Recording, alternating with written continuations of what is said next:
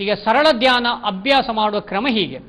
ಯಾಕೆಂದರೆ ಈಗ ಆಧುನಿಕ ವೇಗದ ಒತ್ತಡ ಇದರಲ್ಲಿ ನಮಗೆ ಸಮಯದ ಕೊರತೆ ಸಹ ಇರ್ತದೆ. ಅದಕ್ಕೋಸ್ಕರ ಸರಳ ಧ್ಯಾನ ಯಾವುದಾದ್ರು ಒಂದು ಆಸನ ಆಯ್ಕೆ ಮಾಡಿ ಧ್ಯಾನ, ವಜ್ರಾಸನದಲ್ಲಿ ಧ್ಯಾನದ ಮುದ್ರೆ ಹೀಗೆ ಮನಸ್ಸಿನ ನಿರ್ಮಲತೆಗಾಗಿ ಶಾಂತಿಗಾಗಿ ಸರಳ ಧ್ಯಾನ ಬಹಳ ಸಹಾಯ ಆಗ್ತದೆ.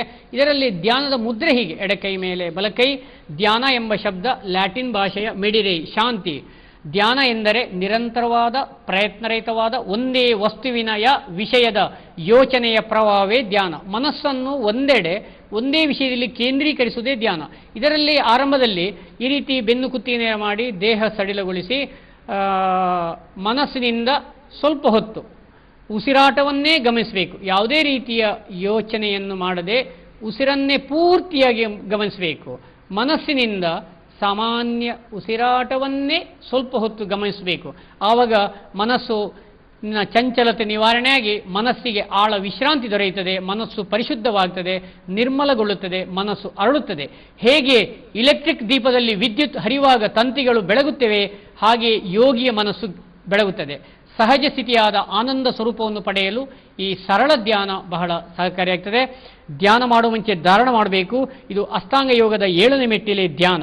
ಯಾವ ರೀತಿ ಪಾತ್ರೆಯನ್ನು ಸೋಪು ಪೌಡರ್ ಹಾಕಿ ಉಜ್ಜಿ ಹೊಳಪು ಬರೆಸಿ ಶುಚಿ ಮಾಡುತ್ತೇವೆ, ಅದೇ ರೀತಿ ನಮ್ಮ ಮನಸ್ಸನ್ನು ಯೋಗ, ಧ್ಯಾನ, ಸತ್ಸಂಗ, ಜಪ, ಒಳ್ಳೆಯ ವಿಚಾರ ಇತ್ಯಾದಿಗಳಿಂದ ಶುದ್ಧಗೊಳಿಸಬಹುದು.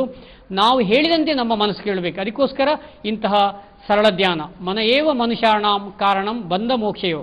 ಮನುಷ್ಯನ ಬಂಧನಕ್ಕೂ ಮೋಕ್ಷಕ್ಕೂ ಮನಸ್ಸೇ ಕಾರಣ. ಮನಸ್ಸನ್ನು ನಿಯಂತ್ರಿಸದೆ ಸುಮ್ಮನೆ ಬಿಟ್ಟರೆ ಕೊನೆಗೆ ಅನೇಕ ಸಮಸ್ಯೆಗಳನ್ನು ಉಂಟು ಮಾಡುತ್ತದೆ. ಆದ್ದರಿಂದ ಪ್ರಪ್ರಥಮವಾಗಿ ನಾವು ನಮ್ಮ ಮನಸ್ಸನ್ನು ನಿಯಂತ್ರಣದಲ್ಲಿಟ್ಟುಕೊಳ್ಬೇಕು. ಈ ರೀತಿ ದಿನದಲ್ಲಿ 1-2 ಬಾರಿ ಕಣ್ಣು ಮುಚ್ಚಿ ಕೂತು 1-2 ನಿಮಿಷ 3 ನಿಮಿಷ ಆರಂಭದಲ್ಲಿ ಮಾಡಿ ಸಾಕು. ಉಸಿರನ್ನೇ ಗಮನಿಸುತ್ತಾ ಆಮೇಲೆ ಅಭ್ಯಾಸ ಆದ ಮೇಲೆ ಇಷ್ಟ ದೇವರ ಮೇಲೆ ಸಹ ಧ್ಯಾನ ಮಾಡ್ಬೋದು. ಆಮೇಲೆ ಧ್ಯಾನ ಅಂತಿಮ ಮಾಡುವ ಕ್ರಮ ಹೀಗೆ: ನಿಧಾನವಾಗಿ ಕಣ್ಣು ಮುಚ್ಚಿರ್ತದೆ, ಉಸಿರನ್ನೇ ಗಮನಿಸುತ್ತಾ ಕೈಗಳನ್ನು ಜೋರಾಗಿ, ಮತ್ತಷ್ಟು ಜೋರಾಗಿ ಕೈಯನ್ನು ಉಜ್ಜಬೇಕು.